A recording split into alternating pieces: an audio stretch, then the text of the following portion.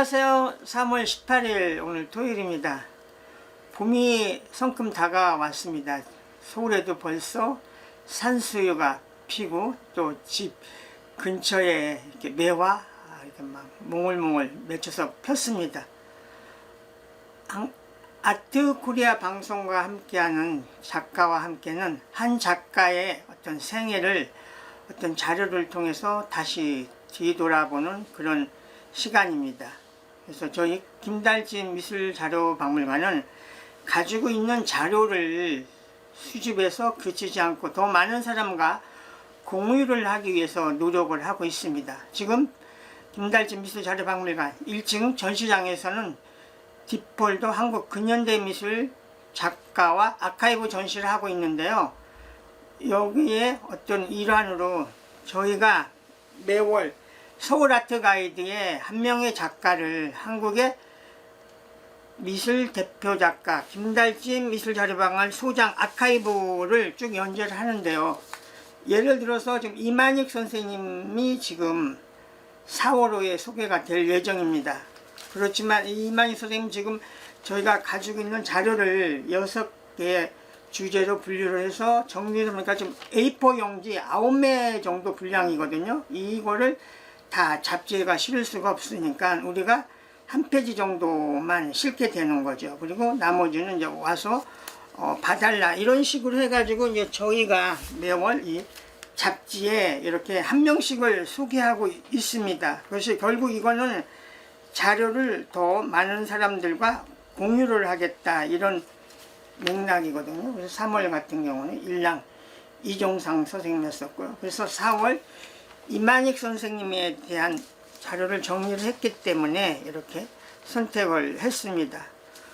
우리 이만익 선생님 1938년에 태어나서 2012년에 74세로 작고를 했죠. 최근에는 작년에 소마미술관에서 큰 전시를 가졌습니다. 선생님에 대한 그 자료를 통해서 되돌아보죠. 이게 그 일간 스포츠의 기사가 나온 건데요. 이만익 선생님 같은 경우 일찍이 이렇게 그림에 대한 어떤 재질을, 소질을 보였다고 할 수가 있습니다.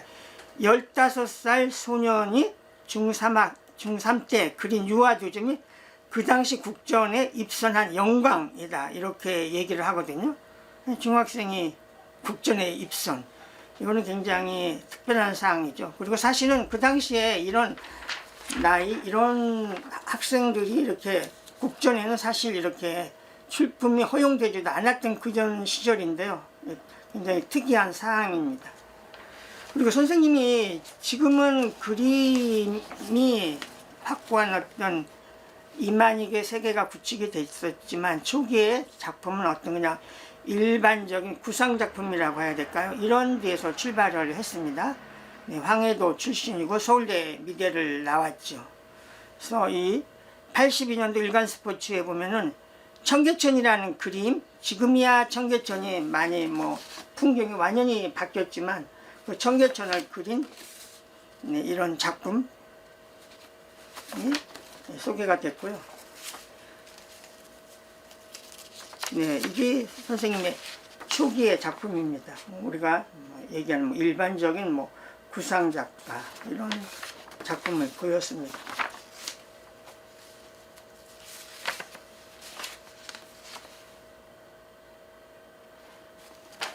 이거는 현대여성이라는 잡지 지상전에 보여줬던 작품이고요. 선생님의 어떤 본격적인 이런 거는 선생님의 가장 작품색의 큰 특징은 선생님의 그 뚜렷한 윤곽선이라고 해야 될까요? 그 윤곽선이 뚜렷하다는 점과 또 하나는 선생님이 다른 작가와 차별화된 강렬한 색채, 세 번째는 우리의 어떤 문학적인 요소, 또 이 민화, 신화, 전설 이런 거를 작품으로 녹여냈습니다. 그래서 선생님의 그 특징을 제가 3가지를 이야기했는데요. 그 내용을 우리가 실질적으로 확인해 보도록 하죠. 이게 지금 주간 중앙에 소개됐었던 그런 내용인데요. 여기서부터 이제 보면은 선생님이 어떤 그림에 대한, 지금 우리가 얘기하는 이만익의 가장 특징적인 그림이 나타나기 시작을 했죠. 그래서 79년도에 조선일보는 11월에 소독 윤현에서 개인전 여는 이만익 파리화단의 내 작품 평가 받으려 한다. 민중 속의 화가 이만익, 이런 내용들이 이렇게 이제 보도가 나오기 시작을 한 거죠. 예. 여기에서 이제 이만희 선생님이고, 아까 얘기했던 그 지금은 없어진 청계천 그림, 이 칼라로 잠깐 도판을 볼 수가 있는데요. 이런 내용들. 2000년도에 이제 가나트 센터에서 대규모 전시가 열렸습니다. 그러면 이 대한매일신문, 지금 서울신문이죠. 원색으로 담아낸 한국적 정서의 원류, 불교적인 소재 작품에 대거 끌어들여, 그래서 이런 내용들이 이렇게 그림을 담아냈습니다. 또 하나는 그 선생님의 그 뮤지컬 명성황후의 포스터, 이런 걸 선생님이 제작을 했었죠. 이런 것들이 또 이렇게 보도가 됐습니다.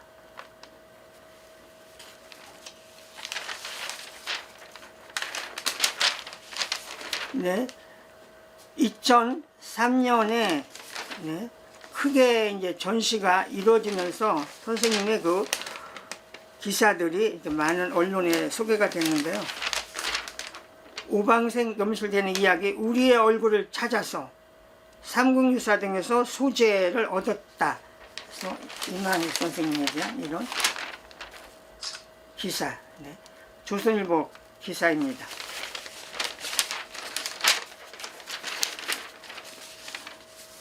네, 2007년 5월 6월 아트인 컬처 표지 작가 소개가 됐죠.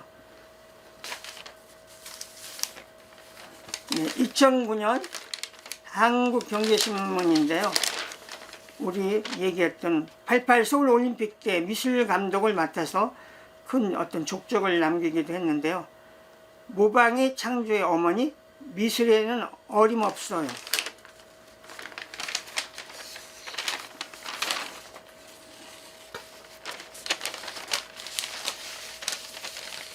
2009년도 세계일보, 그 당시 이제 휴머니즘이라는 주제로 해서 크게 전시를 가졌던 해입니다. 한국 설화 속 휴머니즘 세계적 지평으로 확장하고 싶어 근래의 그림들은 인간을 조롱 비하, 미술을 위한 미술이기에 인간이 소외당하고 있다.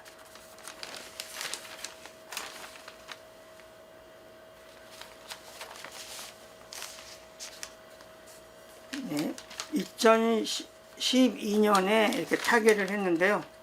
그 당시 매일경제신문은 서울올림픽 미술감독 이만익 화백 별세, 한국 설화로 해학, 유머, 마지막까지 붓을 놓지 않았다. 이런 이야기.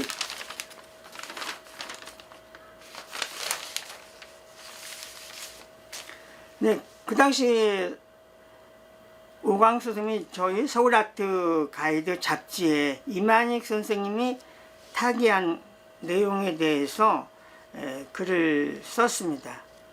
거기를 일부 제가 이야기를 하면, 이만익의 한국적인 것에 접근은 소재와 방법 양면에서 살펴볼 수 있다. 그가 주로 다루는 소재는 한국의 신화, 설화, 민담, 역사 등에 걸친다.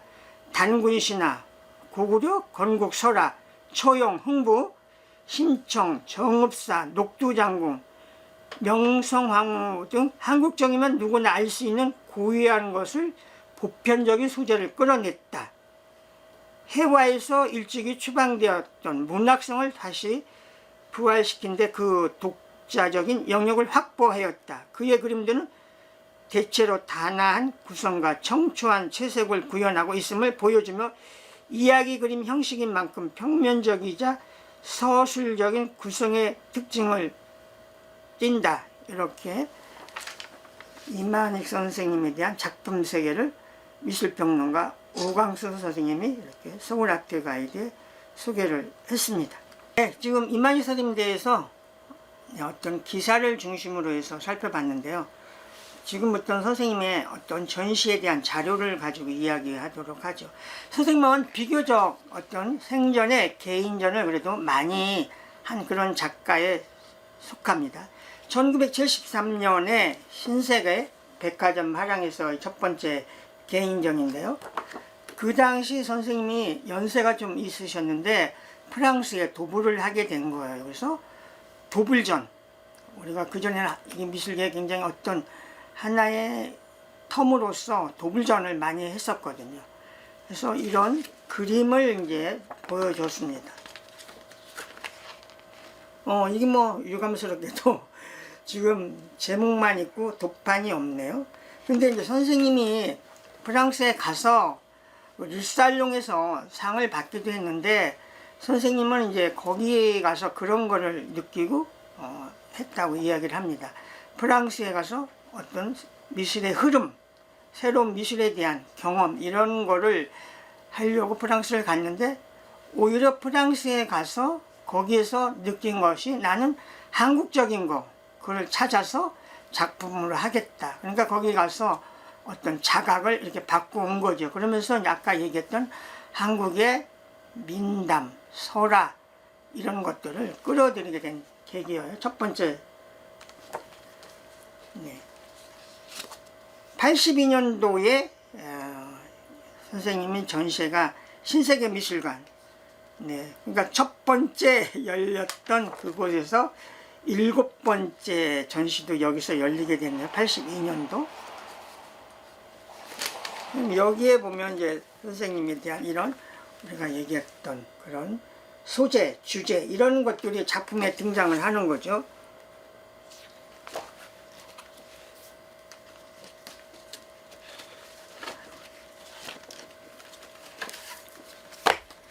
지금 이제 봄이라 진달래가 피어나고 있는데요. 여기 지금 이 꽃이 진달래죠.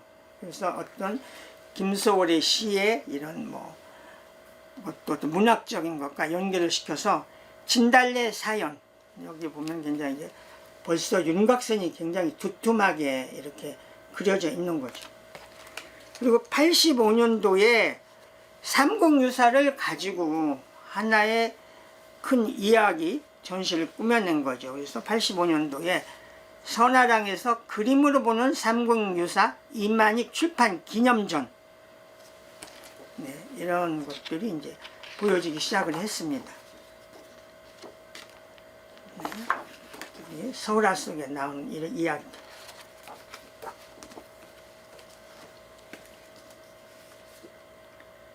네, 87년에 이제 현대화랑에서 또 이제 크게 전시를 했는데요. 그 당시에 전시의 서문은 오광수 선생님이 한국인의 정서의 원형을 쫓아 이렇게 글의 제목을 잡아서 선생님을 소개를 했고요. 여기에 이제 우리 농가 어떤 농악 이런 내용들도 이렇게 등장을 했죠.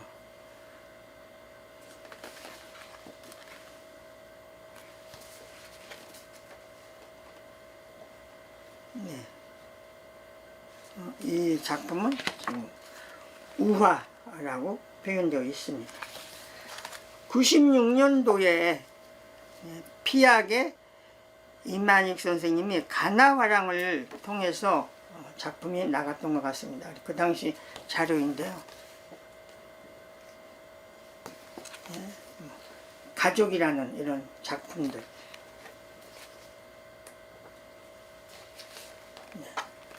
선생님이 좀 많이 달았던 호랑이 이런 내용도 나오고 그리고 90년에 미국에서 이제 이런 전시 이런 것들이 이루어졌고요. 이 자료는 일본 도쿄 아트 엑스포에 이제 참여했었을 때 그런 자료입니다. 91년도에 선생님의 전시인데요. 이 당시에 우리가 고구려라든지 이런 쪽에 대한 설화, 그래서 주몽의 하늘, 이런 것들이 이제 또 더 나오기 시작을 했죠. 이 전시에 대한 서문은 미술사가였고 성신여대 교수였던 동양미술사학자죠. 허용한 선생님이 이만익의 민족성과 세계성, 이렇게 해서 글을 썼던 겁니다. 사후에 이만익 그림 40년 해고전, 이건 사후가 아니고 정정합니다. 이게 예술의 전당에서 대대적인 전시가 열렸습니다. 초기의 작품에 해당이 되죠. 예술의 전당에서 지금 앞쪽에 보여주는 선생님 처음에 이제 설명했던 구상적인 작품에서 나중에 선생님한테 특징적인 작품으로 변하는 이런 것들을 망라해서 이만익 40년 해고전. 2009년에 이만익의 휴머니즘 예찬, 갤러리 현대. 이 당시 신문보다는 아까 전자에서 소개를 했죠. 그리고 사후에 이제 크게 전시가 열렸는데, 작년에 이만익 별을 그리는 마음 해서 올림픽 공원 안에 있는 소마 미술관에서 대대적인 선생님에 대한 전시를 소개를 했습니다. 그래서 거기에서는 일부 이만익 생애 2부 설화에서 찾는 한국의 원류 전시를 했습니다. 선생님에 대한 많은 템플릿 화집도 가지고 있는데요. 이거는 그 문학수첩에서 나온 거고요. 선생님이 또 글을 잘 쓰셨죠. 이만익 에세이, 그립다, 보고 싶다, 갖고 싶다, 화가 이만익의 그림 안의 이야기, 그림 밖의 이야기. 그래서 문학수첩에서 이렇게 나왔습니다. 붓으로 못다한 이야기, 그림 속에 말이 있다면 그것은 소리 없는 말, 침묵의 시이다. 그림은 그립다는 말, 보고 싶다는 생각, 갖고 싶다는 열망을 말하지 못한다. 그림이 노래하지 못하고 춤추지 못하고 시를 읊지 못한다. 화가의 열망은 죽어있는 것일까? 말 없는 그림이 말하는 것을 느끼고 듣는 것, 그러한 그리움, 그러한 열망, 그러한 기원이 나의 그림 속에 갇혀 침묵하고 있다. 붓으로 못다한 이야기를 글로 이렇게 풀어냈습니다. 이만익 에세이. 이 화집은 가장 이만익 선생님을 대표한 대형 화집이죠.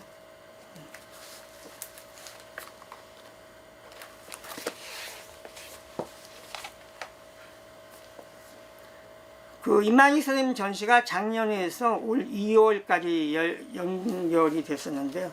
거기에서 나온 이 대형 화집.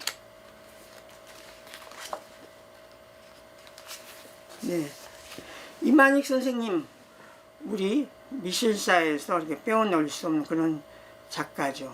가장 특징적인 키워드가 그 검은 윤곽선, 두툼한 윤곽선, 이런 그림, 또 칼라를 자유자재로 쓰셨던 그런 분, 또 우리의 어떤 설화, 어떤 민담, 우리의 역사적인 이야기들을 작품으로 끌어내서 소화했고요. 또 88 올림픽 때 미술 총감독, 다양한 영역에서 이렇게 작품 활동을 보여줬던 이런 작가분들에 대한 평가, 또 우리들이 관심이 더 높아지기를 기대하면서 마무리하겠습니다.